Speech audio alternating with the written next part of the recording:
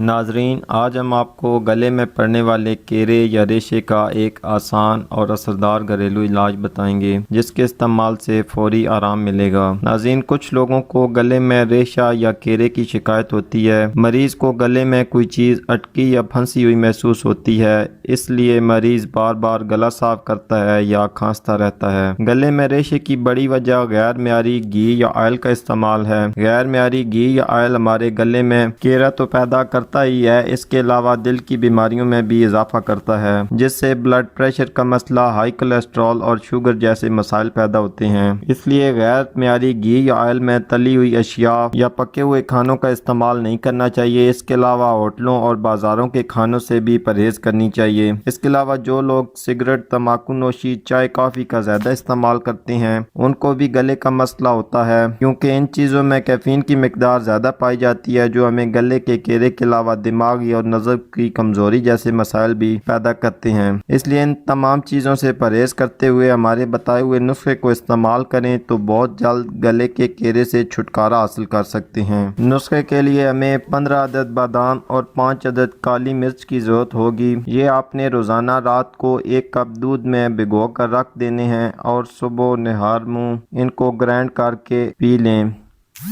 اس کو تقریباً 10 سے 15 دن استعمال کریں۔ اس کے استعمال سے گلے کے کیڑے سے چھٹکارا حاصل کر سکتے ہیں۔